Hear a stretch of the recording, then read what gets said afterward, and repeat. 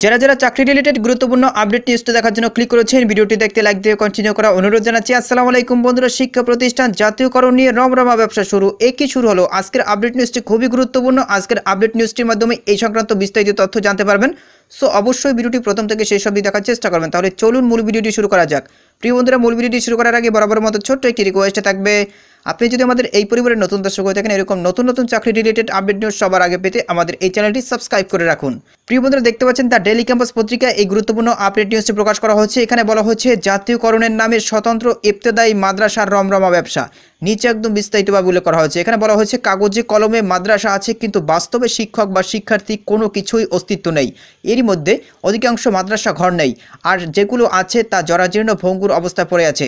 এমন চিত্র দেখা গেছে বরগুনার আমতলী ও তালতলী উপজেলায়। স্থানীয়রা বলেছেন, গত 20 বছরেও মাদ্রাসার নাম শোনেননি বা গড় দেখেননি, এখন তারা শুনছেন তা জাতীয়করণ হচ্ছে। এ নিয়ে ক্ষোভ ও হতাশা প্রকাশ করছেন তারা। অভিযোগ রয়েছে, নাম সর্বস্ব এসব স্বতন্ত্র ইবতেদায়ী মাদ্রাসা জাতীয়করণের ঘোষণার পর থেকে আমতলী তালতলীতে দালাল চক্র মাদ্রাসা প্রতি 10 লাখ টাকা আদায় করছে।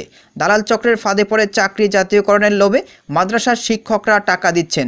তবে দ্রুত ওই দালাল চক্রের বিরুদ্ধে ব্যবস্থা নেয়ার দাবি জানিয়েছে স্থানীয়রা। স্থানীয় একাধিক সূত্র জানিয়েছে, আমতলী ও তালতলী উপজেলায় 119টি নাম সর্বস্ব স্বতন্ত্র ইবতেদায়ী মাদ্রাসা রয়েছে। এর মধ্যে আমতলীর 76টি ও তালতলীর 43টি।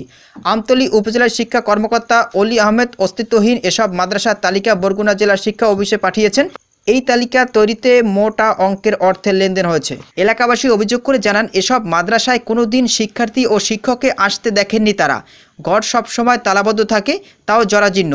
এছাড়া অনুদানবিহীন 113 মাদ্রাসার মধ্যে অধিকাংশ মাদ্রাসায় অস্তিত্ব নেই। 2018 সালে ওই সব মাদ্রাসার ঘর তুলে শিক্ষক নিয়োগ দিয়ে রেখেছেন। খোঁজ নিয়ে জানা গেছে, উপজেলা মাধ্যমিক শিক্ষা অফিসে এসব মাদ্রাসা নামে কাগজ কলমে শিক্ষার্থী দেখানো হয়েছে।